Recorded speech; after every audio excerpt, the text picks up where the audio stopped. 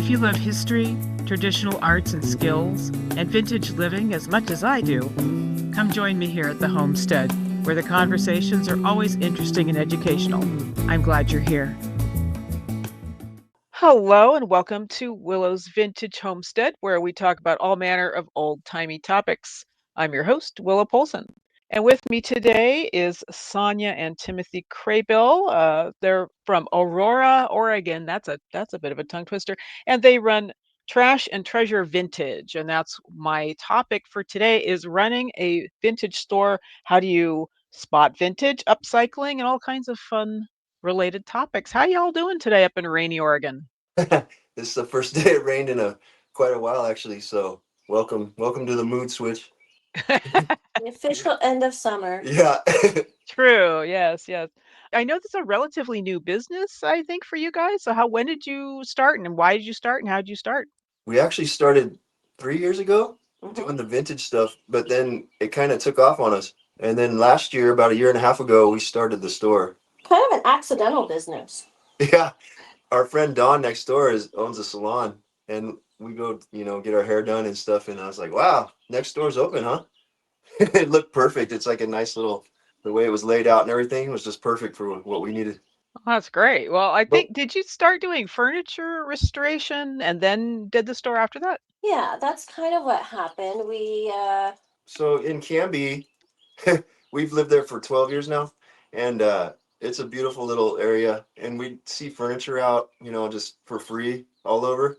So we start picking it up and fixing it up, and that's what took off. We were using a lot of the pieces that we refurbished for photos on our store that we had online. Like we sold a lot of bedding, home decor. And for example, if we had a bedroom or a bedding set that we were selling, we would put it on a bed that we upcycled, that we either found at a garage sale or on the side of the road or something.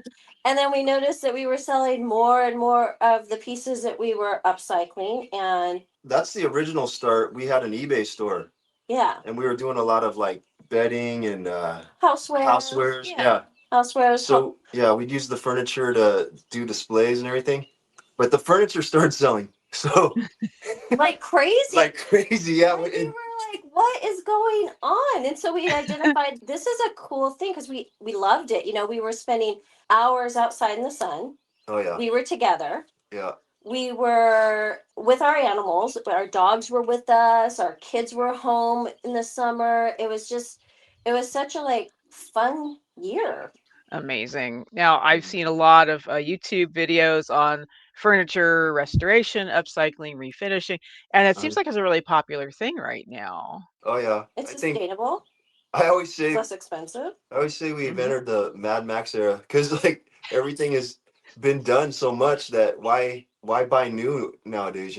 Well, and it's so expensive, and it's getting even more expensive. So, And yeah, not only expensive, it's like cheaply made. Like yeah. Quality. we've done a couple of the newer couches, and my knee will like pop through it or something. I'm like, oh man, we can't be doing these too much. I mean, we're sitting on probably a 40-year-old couch right now. Yeah. And it's like, Yeah, it's built so well. it's so solid, Yeah. and it feels so nice. And then there's some pieces we pick up and we're like, oh my gosh, this thing is falling apart and it's 2 years old. So, Yeah, no, totally. I mean, vintage Yeah. stuff tends to be better made. It just is. They put a lot more care into it. And the further back you go, I feel like the better the decoration is too, you Oh know? yeah. I know Sonia would pick up like old cane chairs and I'd be like, what are you doing? And they sell all the he's time. crossed over now. Yeah. He did not understand my obsession with rattan. Yeah, she got me with the rattan. I was like, I don't know about the rattan. And then the prices she would put on, I was like, that's not gonna sell. And then it'd sell in like 2 or 3 days. I'd be like, what the heck?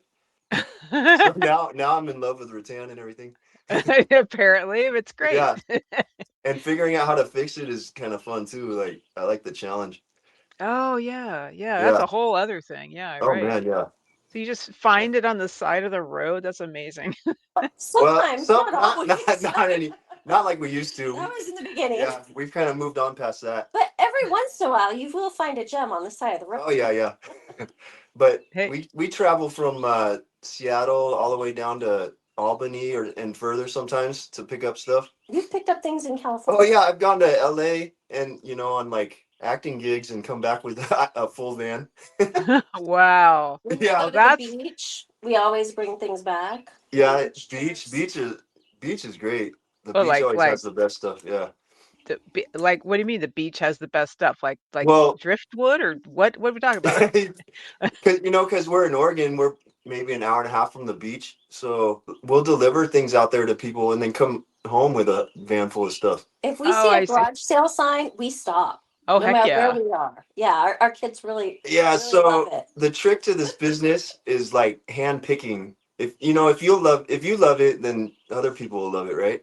Yeah, That's no, Yeah. totally. If you like it, somebody else might like it. Yeah, that's That reminds me, this lady called me a foster mom for antiques today. Because I told her that. I was like, we only really buy what we love. Because that's a question I get all the time. Do you guys do consignment? Where do you get all your stuff? I'm like, we only buy what we like. And so she's like, oh, you're like a foster mom. She's like, you just have it for a short time and then you send it off into the world. I'm like, that's pretty much how it is. We went to a garage sale one time, and like people will have the strangest things. They're like, "Oh, you like the Fritz and what is it, Fritz and Floyd?" Mhm. And they're like, "We have a shed full. You want to look?" And they'll just, they'll take you back into the shed, and boom, it's like oh. a whole room of Fritz and Floyd. Is that how you pronounce it? Fritz and Fritz, Floyd. Fritz Fritz. and Floyd. There you go. Yeah. That's as much of a tongue twister as Aurora, Oregon. Yes. So how do you spot vintage? Now, I know it's trash and treasure vintage, but some people may not know how can you tell if something is vintage? I mean, that well, it's better made. That's one tip off, right? But like Right. what else? How would you tell? Well, anything 25 years and older is considered vintage, and anything 100 years and older is considered antique. So you can always look at, well, like your makers. You know, there's certain companies, obviously, that are no longer in business that made furniture or decor that you can identify that way. Or there's like sometimes telltale signs, like, for example, on furniture, if it has, what's the flathead screw called? Is it just called a flathead? Oh yeah. Yeah, Oh yeah, yeah, the plain. old original flatheads. Yeah. Yeah, if Mhm. something's fastened together with a flathead, that pretty much tells you right there that it's 100 years old. Yeah. It's more like than likely an antique. So that's kind of a sneaky way to kind of figure it out. Yeah. We like to mix. We mix old with new, with antique, with vintage. We really have, I think, a broad range of decor and housewares in our store. Like just looking around, I see, pieces that are probably 10, 20 years old, and then pieces that are Yeah. So obviously more than 100 years old.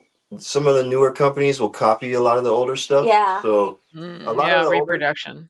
Yeah, a Hmm. lot of the older stuff, they take pride in their stuff, so they'll have like a burned in logo or a name drawn in there somewhere. Hmm. And then like a trick I have with like vases is look on the bottom if there's no emblem of any sort or Maker's Maker's mark, I inscription or mark. guess. something. Yeah, that's not going to be worth much. Dovetail drawers are also, Yeah. an identifier. If you're looking at Mhm. something with a drawer on it, if it has a dovetail on it, that's usually an indication it's number one, better well made. Number two, could possibly be vintage. Ask Well, fabric questions. types, I You just guess. Oh, ask well. Yeah. people where they got things. More than likely, people will tell you the story about where something came from and how they obtained it. If it was their grandmas or their moms or their dads, and I always try and share those stories with people who buy the item because Oh, that's I think Yeah. it carries the energy from somebody who's, held on to something for so long. They cherished it in their home and in their life. And then you get to take that piece and bring it into somebody else's home. So I always ask questions about where they came from and how they obtained them. Oh, I believe in fun. that energy thing too. Yeah. Yeah, some items won't sell, and I'm like, Oh, he oh, does. Yeah. we gotta donate this. It's got He bad does. juju. Yeah, that's one of my favorite The things bad too. jujus. Yeah, is don't being able to donate some Yeah. items that Yeah, we do. yeah. So like we'll get couches and things, and if they don't sell or whatever, then we can like give them away or donate them, Mhm. which is great. Yeah, yeah, helping the community. That's Oh yeah. always incredibly important in any community. Yeah, I mean, I've done a bit of that too. So yeah, very good. So in general, what is it like to run a shop like this? Now, I think people think that they're going to do this, and they're like, "Oh yeah, no, I know how to Yeah. paint something, and do a thing, and okay, I'm going to start a shop. And what are the pitfalls? What do you wish that you had known then that you know now? I think that understanding that it takes time to build a business and it's not going to be something that just happens overnight. You need to really think long term because we're in a historic area, so we have a lot of vintage shops and antique stores nearby. We're Mm, kind of adjacent to, we're not like within walking distance, except for I guess Antique Mall. So we do have that benefit of our location. However, I would say like 80% of our traffic comes in because we market ourselves. It's not people just driving in off the street. Now, sometimes we have mm, events and things happening in town, or they have a little bus that kind of runs people around when they do like the wine tour or whatever's going on in town. But we have to daily market ourselves. You're not going to just expect people to just walk in the doors. It's not going to happen that way unless you're paying buka bucks for being in a really high traffic environment. And gotcha. for us, that's just not an option right now. Hmm. Like I said, we're adjacent. We're in a good spot, I think, but we really have to market ourselves.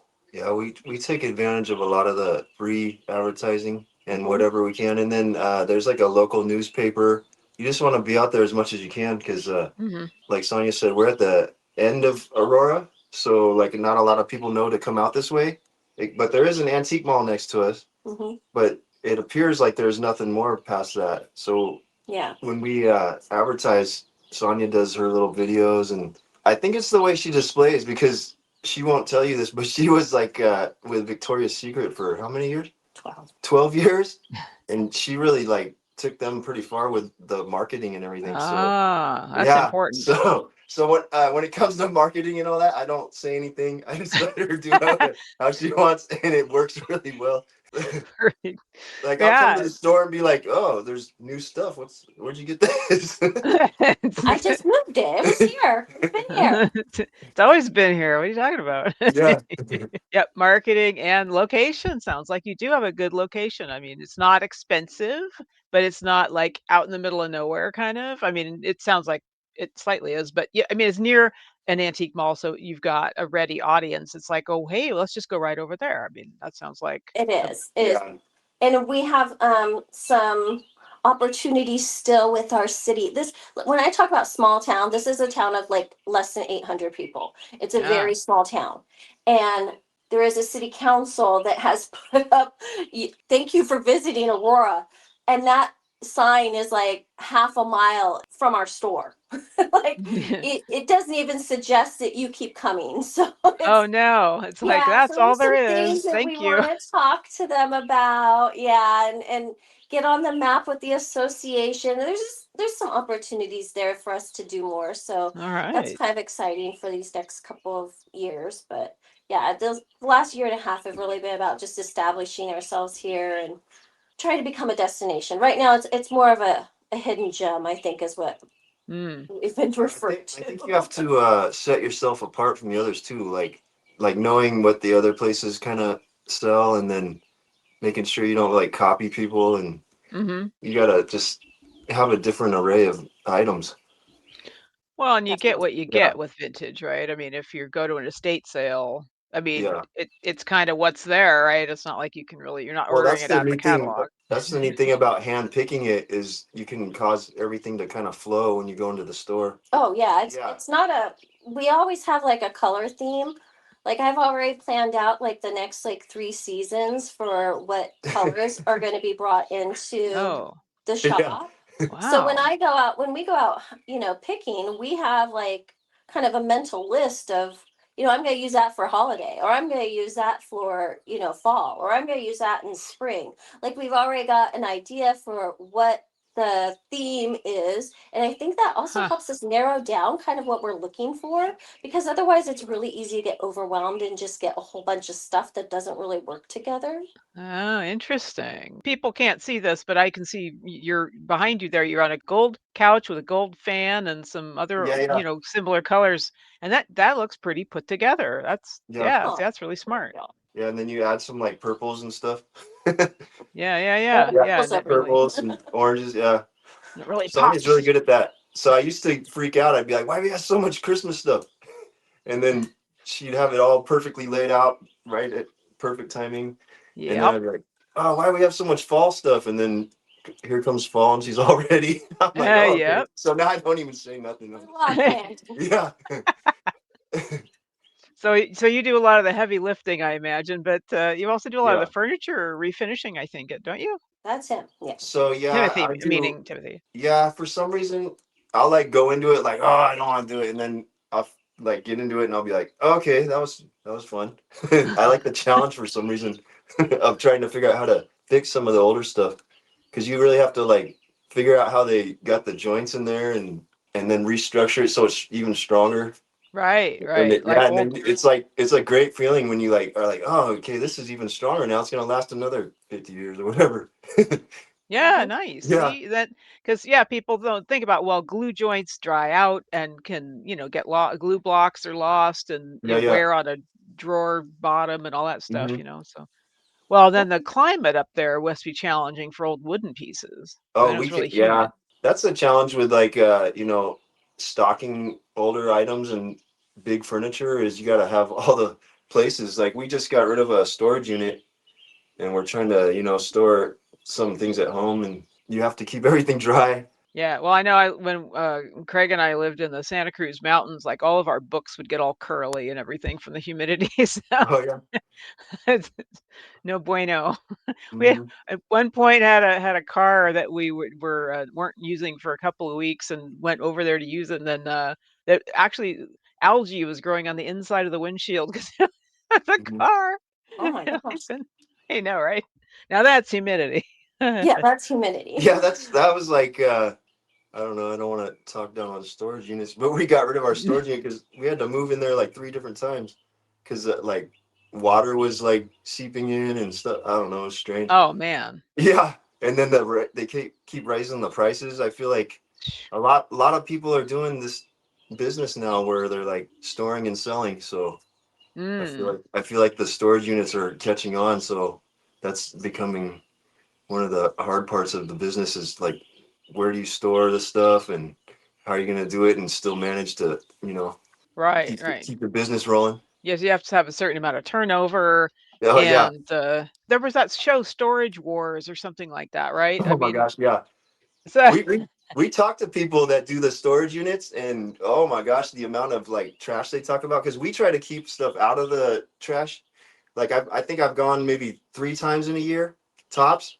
We try to keep it stuff out of the the landfills and the amount of trash those storage people talk about is like I don't want to do that business. Holy oh Dumpsters. man, oh my I gosh, They yeah, have to get yeah, dumpsters a lot of dumpster times. full. wow. Well, that Yeah. doesn't sound very profitable, right? Those are some of the people we buy from. Like we ended up at a Ah, place the other like 2 weeks ago and their whole front yard, like a acre, was just full of stuff to buy. wow. Okay, And they well were that's like a giving it to us like pennies on the dollar. So We found a ton of McCoy. yeah. wow. Yeah. Good stuff. It was way out in the Nice, country too. Yeah. We saw a sign. I'm like, where's this going? And it took us out like 4 or 5 more miles out from the sign. nice. Well, that's Yeah. an adventure. I mean, that's a fun thing, right? I mean, I love going to estate sales around here in the gold country. You find a lot of old west type stuff, because Yeah. it's like say the gold country. So you got your, mining gear and your old timey whatever. And I'm just wondering, do you have like, is it in the Oregon area? What type of old timey stuff do you find up there? Everything. Yeah. It is. It's really a mix of everything. We've Lots of gone in. handcrafted goods. Yeah. I was going to talk about the mid-century homes. Oh yeah, Oh yeah, some of the yeah. homes here are from the 50s and stuff. Woo wee. And some of them have Yeah. not been touched, and it Yeah. is so cool. Like we don't go into like the first day of estate sales. I think that's really important. I think a lot of people Really? think, oh, you go in the first day and you get all the good stuff. No, you Yeah. don't. It's a huge line, It's a huge number rush. one that you want the families to get the maximum for their money, right? You want them to sell their stuff at their top dollar. There's usually two types of families. Either they want to sell the stuff and they have like, they want to get top dollar for it. And then you have the families that just want to clear out the house. I get it out of here. Yeah. But either way, Yeah. we try and go in like the last day or after the sale and go through what nobody else was looking at. And Really? also Yeah, there's we can get a better deal. Yeah. And the family gets their money too. They get their money before we try and go buy something at top dollar and then put more money on top of it so we can make $1. That's not how we do it. Yeah. Sometimes you'll see prices on some of the other sellers, and you're just like, wow, they paid a lot to make money on that. Oh, okay. Well, Yeah. that explains some things. Yeah. Totally. And then, for instance, we walked in on a real estate sale where everything was like 70% off or something, and Sonja comes down with this crazy like 1920s chair, and I was like, what is that? She's like, we're getting it. And I was like, okay. And then it ended up being one of those Mason ball chairs. So like, I remember that. yeah, it was like the He only was so item mad. He did not like it at all. it was like the only item left in this house. And it ended up being like yeah. it ended up being like a really rare chair that sold for quite a bit, actually. Oh, wow. So, And but it must have been kind of ugly though. But it's sitting no, there. it was actually, well, It was at so first cool. glance, I was like, nah, He did not want me to get it. an old granny chair, I'm good. But it was this beautiful, like bright yellow and orange. It's granny core. Yeah, it was granny core. I didn't know about the granny Oh. core at that point.